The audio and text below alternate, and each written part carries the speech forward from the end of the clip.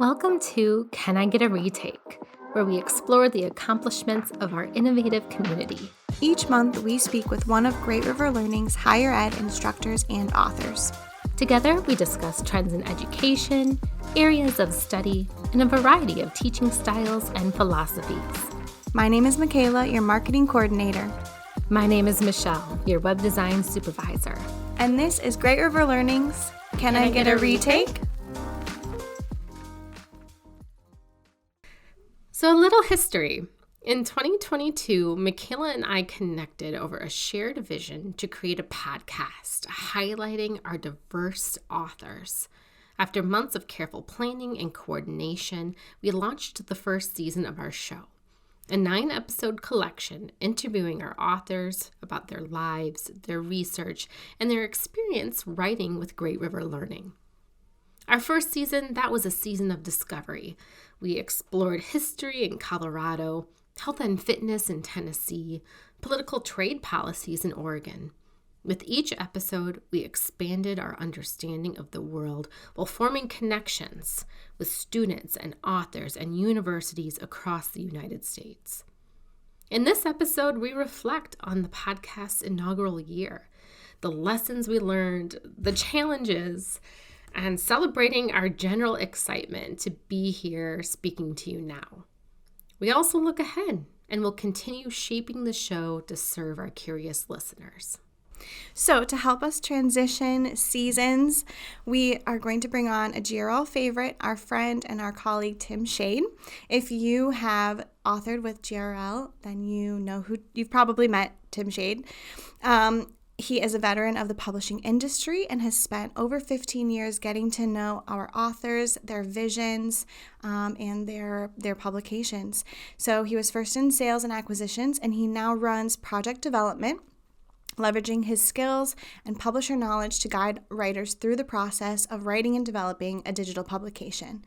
We will let him explain what exactly that means, what he's learned, and how he uses his skills and understanding of the publishing history to guide new and active authors alike through this development process. We hope you enjoy our conversation with Tim and stick around to hear our ambitious plans for an even stronger second season.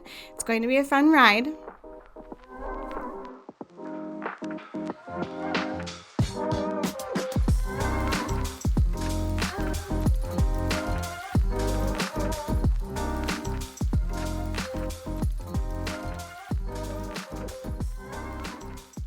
Thank you for joining us, Tim. We appreciate you taking the time out of your day to chat with us and our audience about what it's like to be a project development coordinator at Great River Learning. Happy to be here. Well, can you tell us a little bit about what you do at Great River Learning? Yeah. So my role starts when an author has already met with one of our acquisitions representatives. They've already gone through some of the contractual stages. So they have a meeting. They want to create some educational material, and they've taken those first few steps. I get involved. All of the PDCs get involved when we start conceptualizing what that new publication would look like. And we start with, well, what do we want to accomplish? What are we trying to create? Why are we trying to create it? What do we hope to achieve with it? And how would we measure if we're successful or not? And so that's where I get involved. From there, it's basic project management. How do we go from some content or no content? So in some cases, authors have curated material over the years or created material over the years.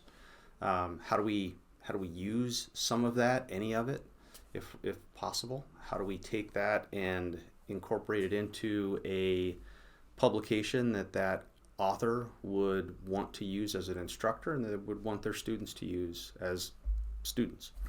So it's a matter of plotting out a course and helping come up with a structure for how all that content fits together. Like I said, plotting out that course and then helping them stick to that, and then inevitably dealing with the randomness that comes up in the middle of a development process and navigating your way around those hurdles or impediments, all the way up through making sure that the bookstore has enough copies on hand, and making sure that students are able to get in and use the publications as intended. And then from there, after launch, it's the support of how is it working? Are there any things that you're noticing as you're using as an instructor? Or is there anything you're noticing that needs to be refined or polished or adjusted, and fine-tuning it from that point? And you really originated this role in Great River Learning.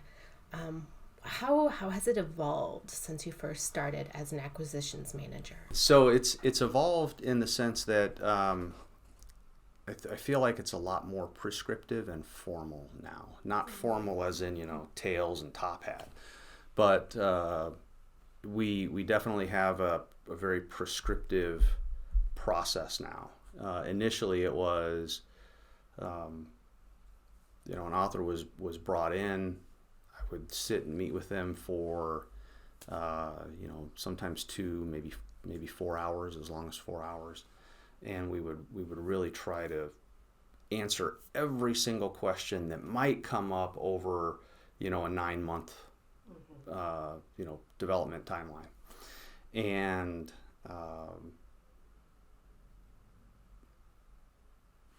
what we've gone to now is breaking that down into smaller chunks and distributing the information as needed, so that it's not A, overwhelming, or B, lost in the chaff. Let's have you as an, from the PDST standpoint, author, I want you to do X now, and we can worry about,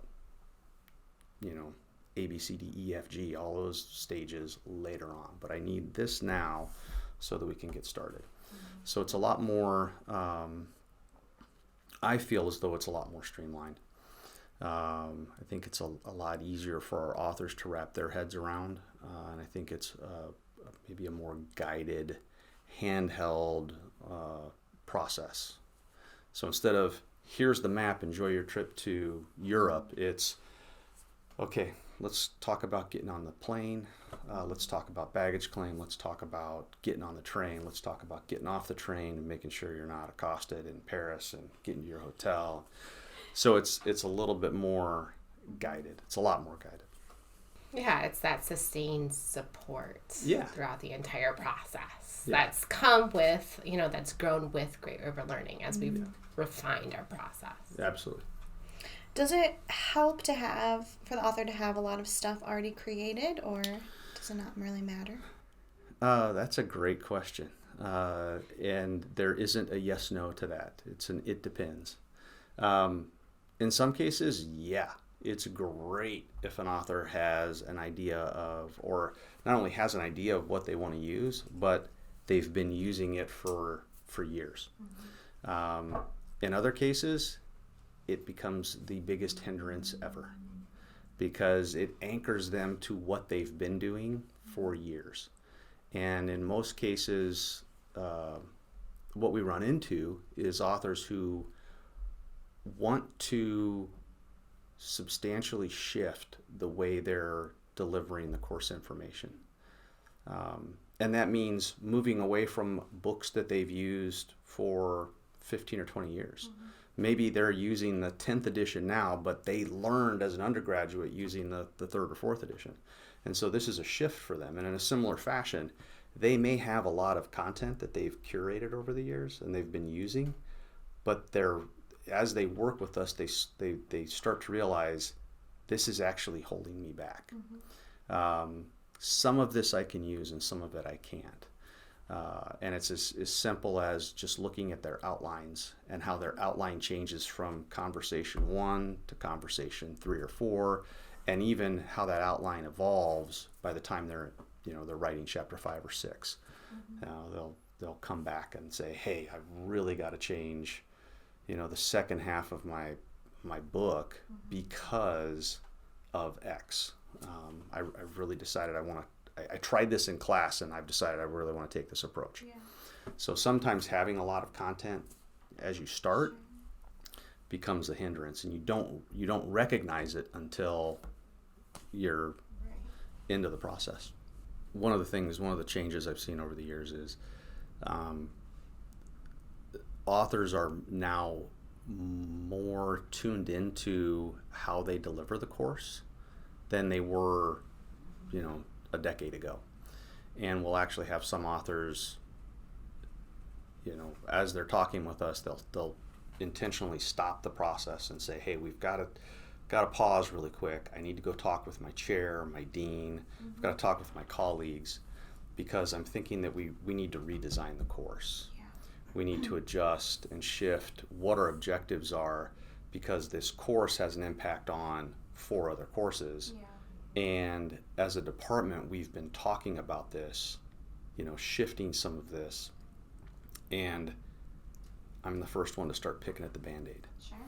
And so if I make this change, it's going to affect, those other courses.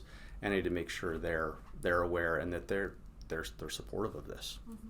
As we gain an audience of authors or potential authors or new authors, do you have any particular guidance for someone starting off at that early stage when it comes to creating an outline? What do you keep? What don't you keep? What is GRL's role in helping you through this?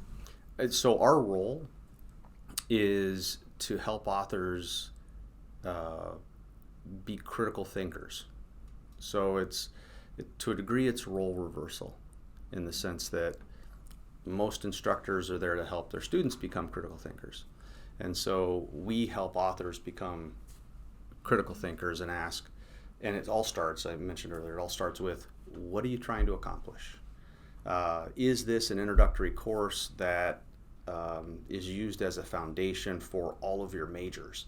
And if so, what sort of matriculation concerns do we have as these students move from, biology 101 to biology 102, and then, 205 and 230 or whatever they are? What impact are we having? And if we pull some of that content in earlier, because these are majors, so maybe we bifurcate the classes, and it's a 201 for majors and a 200 for non-majors. Not that we're in the business of course design, but if these conversations are happening in the department, on the campus, what do we want to accomplish with this publication? So it gets back to how do we achieve that? And are we trying to mimic what other courses have been over the years? Are we trying to mimic what other publications, what other textbooks have been over the years? Or are we trying to accomplish something different? So what do we want to accomplish? What learning outcomes are there?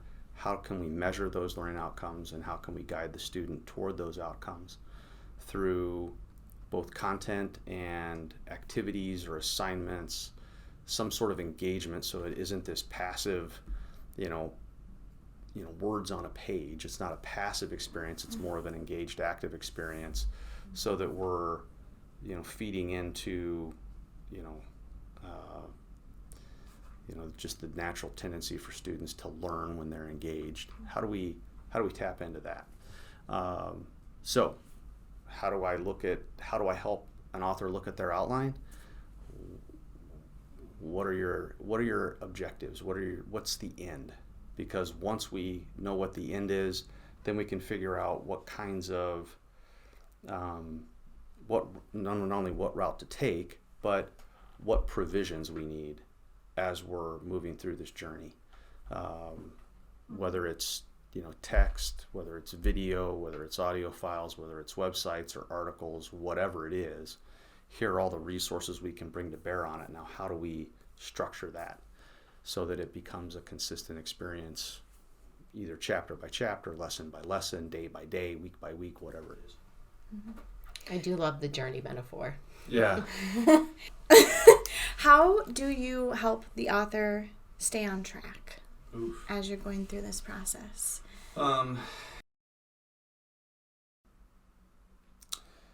So the first way you help them stay on track is by early on just setting up an editorial calendar or submission schedule. And then you look at that schedule with them and ask, when are your birthdays? When are your anniversaries? When does the semester end or begin? And then you navigate around those anchors in their schedule. You find out if they're taking a sabbatical or if they've got conferences that they go to or some sort of research that they're conducting where they're going to be, like we had one person who would routinely go out in the field, literally out in the field and dig. So, those sorts of things you take into account. So the first way to keep them on track is to make sure that collectively we have a realistic expectation for when content can be developed. You give them their own syllabus. I do give them their own syllabus. From there, it's a matter of making sure that the scope matches that timeline. Trying to write a 700-page manuscript takes more time and requires more energy and effort than a 300-page manuscript. So part of it is really asking, what content are you going to be bringing in and presenting to students? And can any of this content reduce the amount of writing that you're going to be doing? So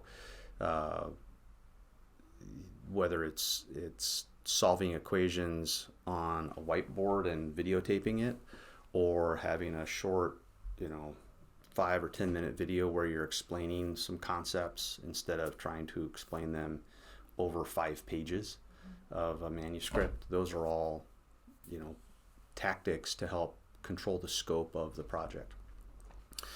From there, so you've got basic timeline, you've got basic scope. From there, it's habit.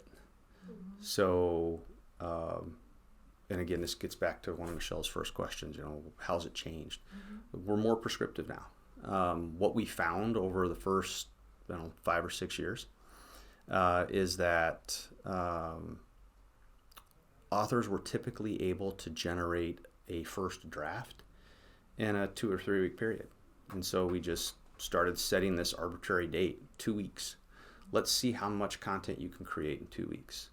And then once we gave them feedback on that draft, we would give them another 2 weeks to polish it, refine it, and get started on the next chapter. And so that's become a very prescriptive approach, and it works. Does every chapter take 2 weeks? No, that's not realistic. But it does start the habit. It's like any kind of habit. The journey of 1,000 miles begins with a single step. Well, if I can help you through the first 2, 3, 4, 5 steps and make sure that they're the same, 2.5, 3 feet per stride, then I'm helping you start this journey, this long walk, if you will. And then it's a matter of routine pre-scheduled meetings. So, again, keeping them on track, monitoring their progress, and at each point, not only asking them where they're at, but also seeing where they're going. Is there anything in the next 2 weeks that's come up? When we set your schedule back in August, we didn't know that your chair was going to retire. And now you're in the process of interviewing new professor candidates so that you can backfill that individual's position so that somebody else can become the new chair, or maybe they've been voluntold that they're the chair, and they have more administrative duties. That wasn't something that we had originally accounted for, and so we've got to account for that. And it's really a matter of what is out in the path in front of you, and how do we navigate around it. Sure. So I feel like that's another great way to highlight the difference between Great River Learning and self-publishing. And there's many different outlets to publish your work independently, but Great River Learning has that very close guidance that's going to get you to the finish line. Yeah, we really view ourselves as a partner. Um, Sometimes that slips into coach or taskmaster, but we're doing this because we want to help you achieve your goal. Obviously, we've got an interest in developing publications and then selling them to students, but we also want to help you succeed. We want to make a difference. If we wanted just to publish, we'd all be, working for. It's really a matter of can we partner with them and help them along the way. Yeah, it is working with somebody as opposed to, just doing this on your own. If anybody feels as though they're doing it on their own, we're doing something wrong. Right. Because it's the copy editing, it's the permissions, it's the design, it's the web design. There's so many different independent aspects to that. Yeah. Mm-hmm.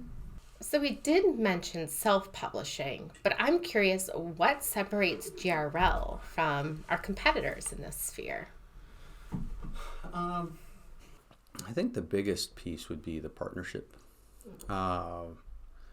We really want to help guide folks through it. We want to help them achieve their objectives. We don't approach the project with an attitude or a mentality of you've got to include this. You've got to cover. I mean, just going back to the outline. If I were working with a traditional publisher, I would probably look at the 4 or 5 other titles that I had in that space, look at their table of contents and say, these are the things we've got to cover. Here's your starting outline. Figure out how you're going to make this unique. How are you going to customize this outline, knowing that you've got to cover these, 17, 18 topics. So I think the first real thing is, we view this as a partnership. They're given the autonomy to decide what topics they want to cover and how they want to cover them. We will always be providing guidance, and in some cases we develop a publication that goes against our better judgment in terms of the type of activity or the type of assignment that's in there.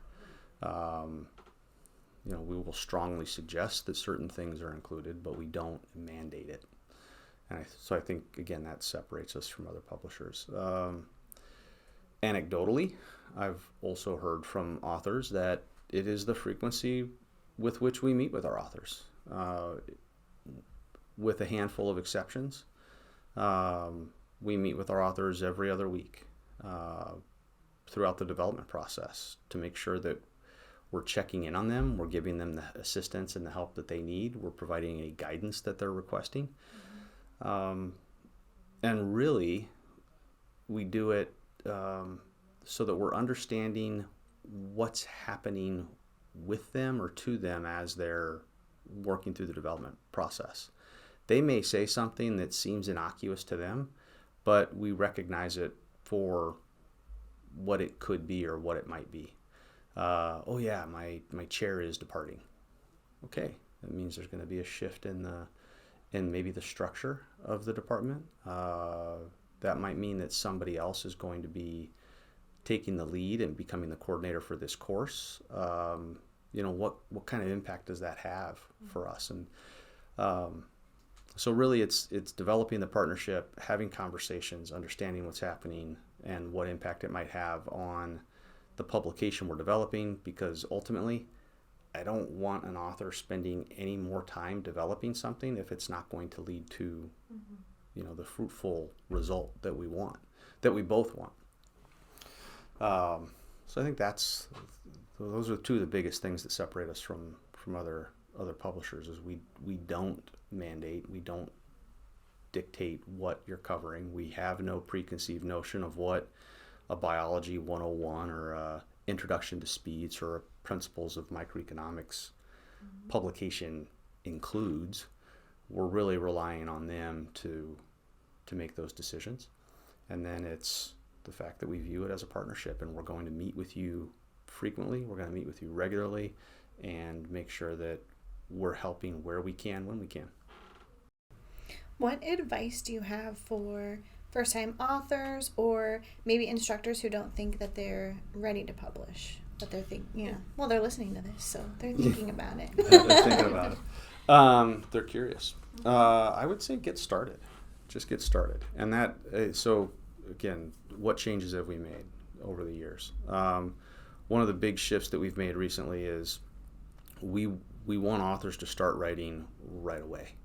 So after the first meeting, so the last 10, 15 minutes of the first planning meeting that we have, we show authors our best practices manual, our kind of author manual, and talk them through how to start drafting a chapter.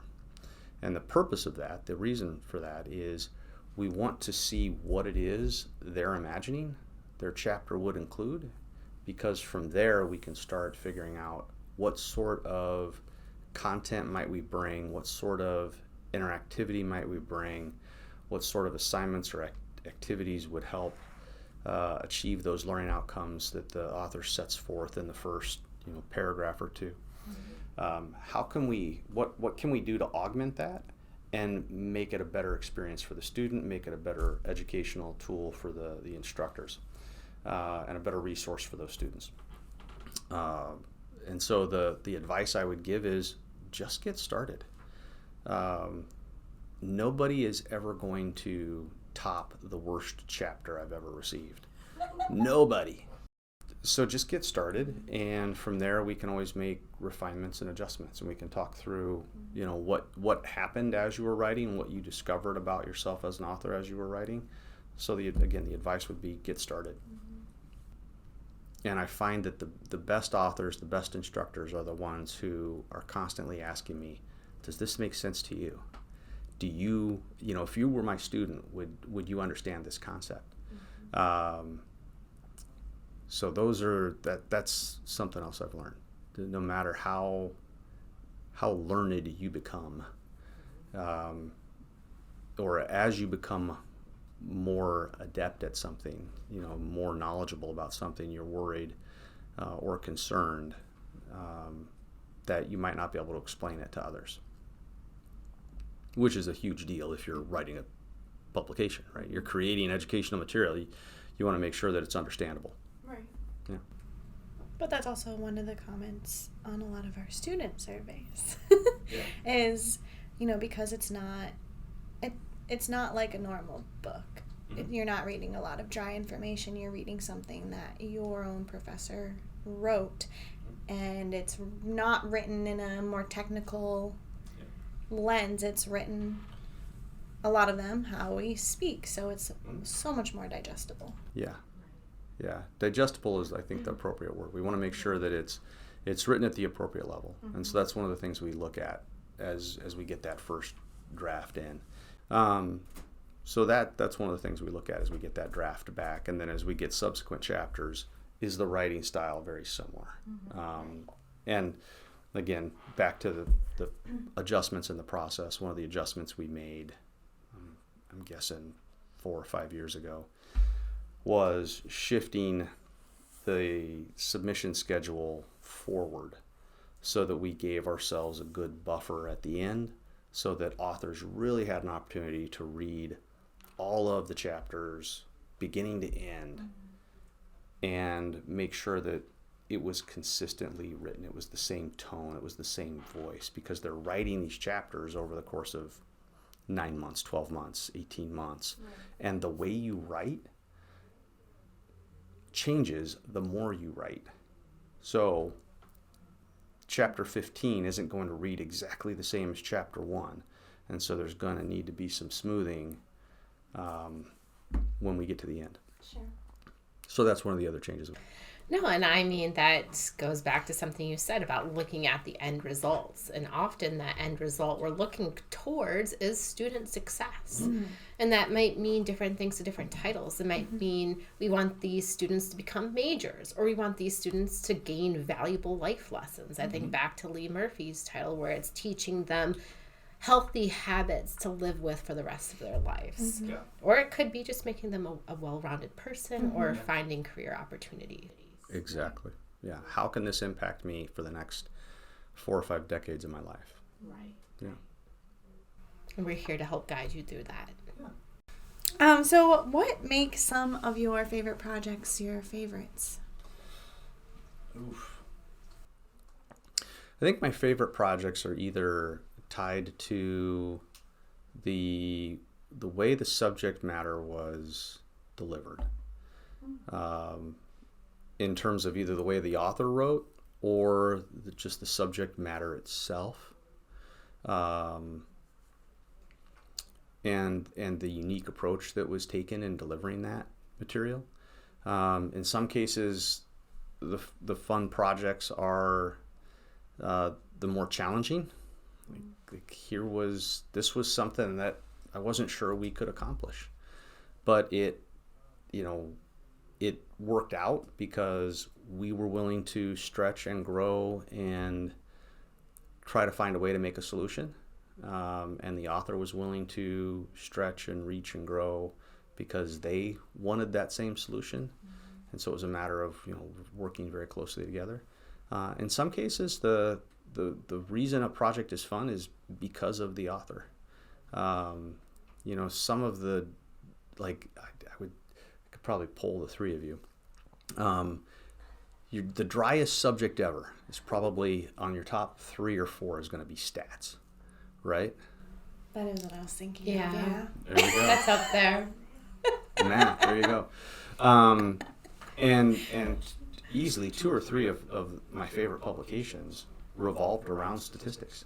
It goes back to the author so for one of the stats titles, the author was just a boatload of fun.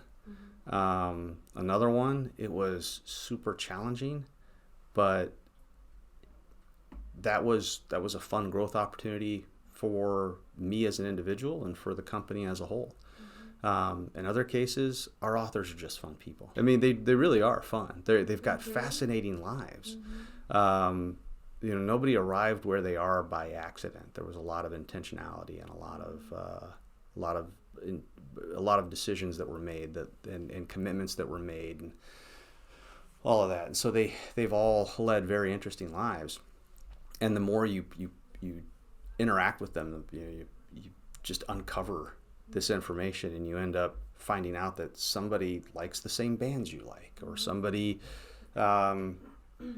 just got a new smoker and they're trying out new recipes, and so you start swapping recipes or whatever it is. They're taking a vacation somewhere and you've been there, and so, or you're taking a vacation and they've been there, and you want to find out what to do. So it goes back a little bit there to relationship, but those are the projects that are fun. You don't have too many unfun projects. Those folks kind of weed themselves out early in the development process. They stop returning calls. They stop submitting content. So, yeah, unfortunately. What do authors ask you when you meet with them? What are they looking? What are they confused about or looking for guidance on? Most frequently, they're looking for, and we touched on this just a little bit, but they're looking for that affirmation, that confirmation of, is this going to be suitable for my students? Is this going to help? Is my writing style too colloquial? Is it too academic? Is it understandable? Would you be able, if this was your exam, if this was your quiz, would you be able to pass it? So I think that's the most frequent question I get. And in a lot of cases, it's, the same author asking the same question with almost every chapter. Sure.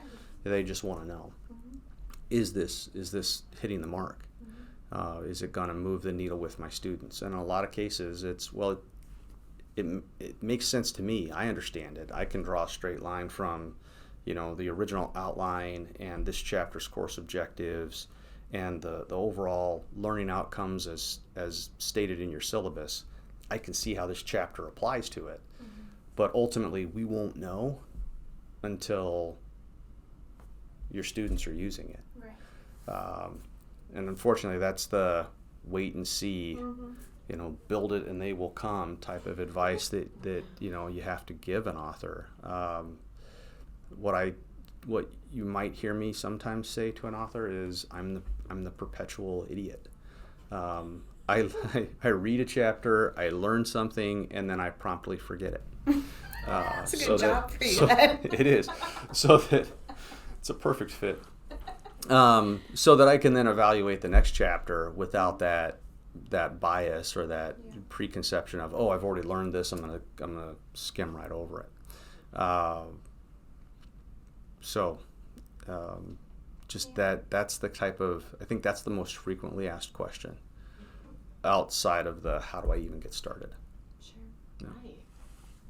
And being in this role in this company for so long, you've seen many different trends in higher education come through and cycle through and come back again. Yeah. And so I'm just wondering, what are some current trends you're seeing in higher education, and how does GRL navigate those or help our authors navigate those? Yeah. So I guess there are maybe 2 or 3 current trends that we're dealing with. One is the use of open educational resources, OER.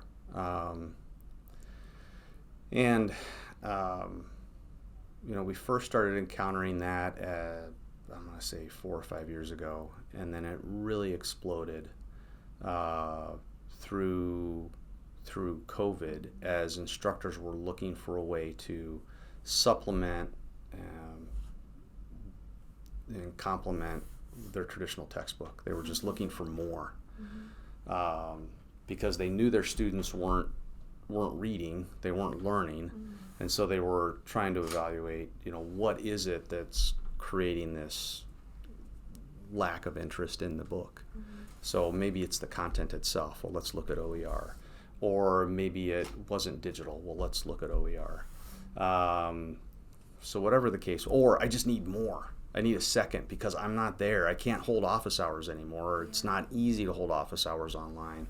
I can't stay behind and answer 5 questions so I can direct my students toward this or the Khan Academy or LinkedIn Learning or whatever it is, right? Whatever it was, YouTube. So that's one shift, is OER. And I don't know that, I think we're probably agnostic when it comes to OER. It's a great tool in some cases, and in other cases it's got its limitations. And that's true for every publication, whether it's free or not. And so how we approach it is, well, what's going to be best? Well, again, what is our desired outcome? What are we trying to achieve? What are we trying to accomplish? And does something from OpenStax make sense? Or one of the other OER groups out there, does it make sense to try and incorporate it? And how would we do that? What sort of limitations exist? And how do we approach it? Well, we just approach it on a case-by-case basis. I think that's one trend that's happening right now. The other trend that I'm starting to see, and I'm trying to decide if it's really a trend or if it's just 2 or 3 outliers that are coincidentally occurring simultaneously. And that is a real shift in the way the course is being, or way courses are being presented. And there's a part of me that's wondering if it's driven by accreditation, or if it's driven by a desire to be competitive amongst other institutions. But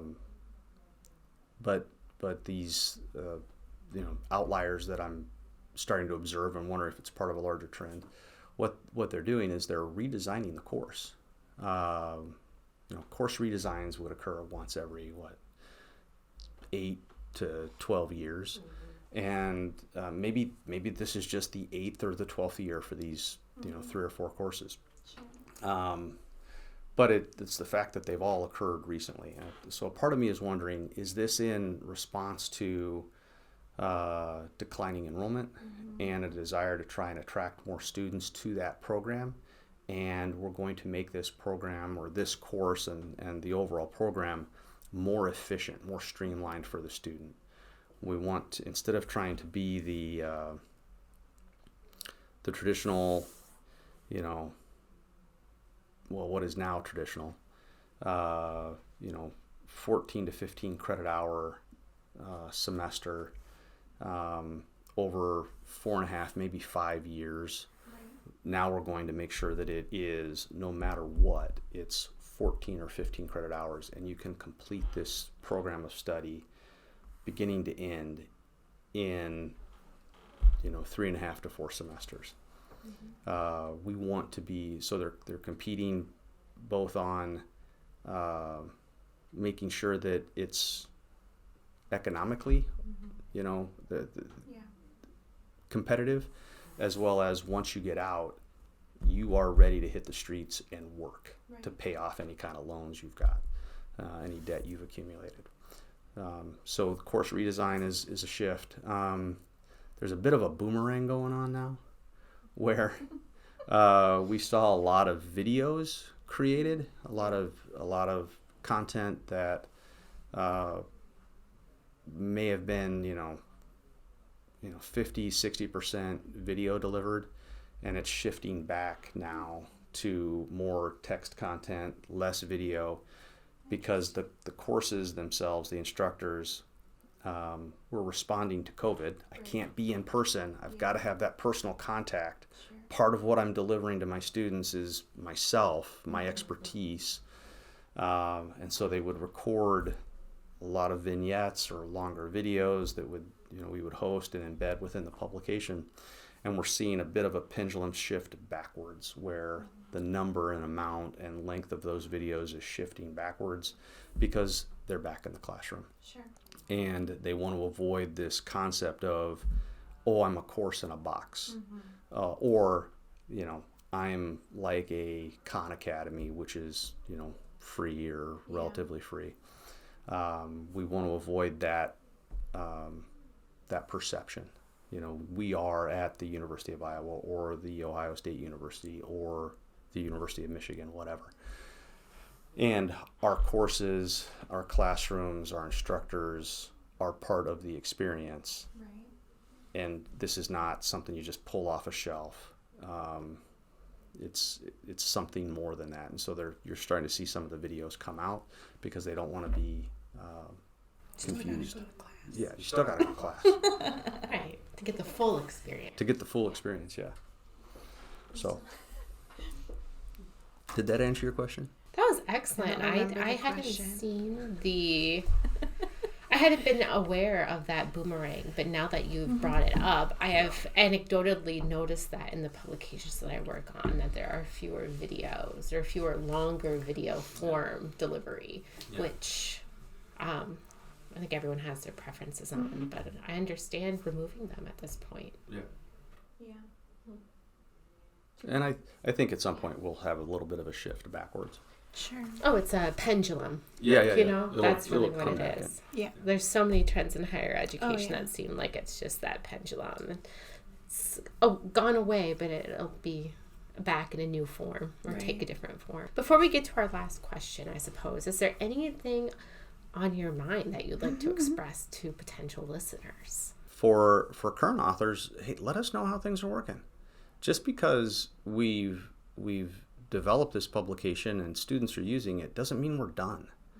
And I'm not sure if it was said in your first meeting with one of our acquisitions folks, or a second meeting, or if it was in a meeting with one of the PDCs or myself. But that message is out there, or should be out there, that we're never really done. We're constantly evolving and shifting and changing because your students are shifting and changing, and in some cases the course material is shifting and changing. Imagine a political science title that was written 4 years ago.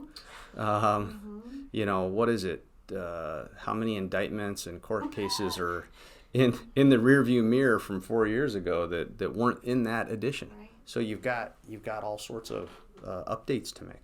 For former authors, I would say, reach back out. Maybe things weren't quite right back then, but we can definitely reevaluate where they're at now, and see if we can't make it work. Maybe our process has evolved and it's changed and it's shifted, or maybe there was some functionality that wasn't present 10 years ago that is now. Again, maybe there was something in your life that was, hindering you, or, that required more priority, more of your time then than there is now. Perhaps you had a 4-year-old who was going through T-ball, and guess what? 10 years have gone by, and that, 4-year-old is now 14 and doesn't need to be driven to every practice because they've got a school permit and they can drive themselves. So for future authors, I would say just get started. I said that earlier. Take a chance, get started. You'll never know unless you try. Well, our last question that we have for you, Tim Shade, is an inversion of the question we usually ask our authors. So you usually end it on the note of "you're wrong," which is their chance to rant about some kind of misconception going on in their discipline.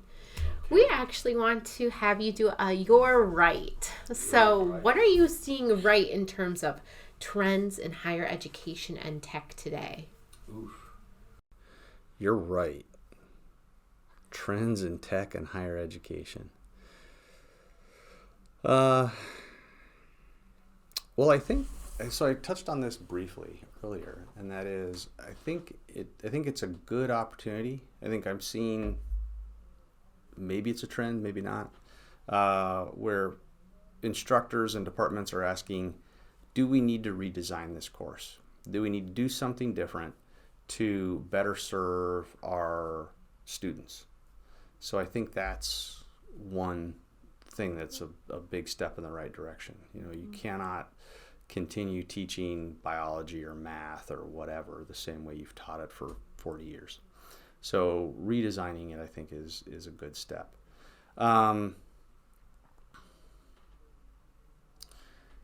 think another good step in education is, and it's not moving as quickly as I would like to see it, is this commitment to a 4-year undergraduate program. Can you go from first day freshman to graduating and contributing to society in 4 years, building your future in 4 years? And for a lot of folks, myself included, that wasn't the case, and it would have been nice, had it occurred that way. I think another trend that I'm seeing is an emphasis on bringing in more relevant and real world, here's how you use this as a professional. Mm-hmm. So if you're interested in biology, even in like a first year, biology 101, textbook, in our publications, we're starting to see more and more, here's how you use this in real life. Mm-hmm. In animal science, here's what the day in the life of a pork producer looks like. Mm-hmm. Here's what a day in the life of somebody who's in education, here's what their life looks like. Here's a real world experience, so that you can develop the confidence in yourself that you can handle this type of situation. Mm-hmm. So, a little bit of firsthand experience, whether it's experiential learning or, firsthand person in the hot seat. Here's what my life looks like after, taking this finance course or this economics course. Here's how I'm using this skill or this knowledge on a daily basis. Mm-hmm. So I think that's a you're right. It's good to move in that direction and make it more applicable to the student. Yeah. And that's definitely throughout season 1 of the podcast. I think almost all of our authors really honed on the fact that you can make a career out of all of their disciplines, and they're going to tell the students the options, Right. especially the COPSIL title, horticulture. Every chapter had multiple instances of, here's an interview with someone that got your degree, and here's how they've used it to build a career and a life for themselves. Yeah, that's a good title to point at, and great execution on that. Well, thank you. We have had a wonderful time, as always, Yes. speaking to you, Tim. You've really shown a light on the development process, what it's like working with GRL, and how we are here to guide you along this journey. Yeah. I think we answered a lot of questions that people might be wondering about working with us, and what it's like, and what we do, and why we do it. The why is important. The why is the start. That's right. So, Well, thanks for having me, guys. Can I Get a Retake is hosted by Michelle Manneman and Macayla Albee. The show is edited by Maggie Christensen. Artwork for the podcast was designed by Michelle Manneman.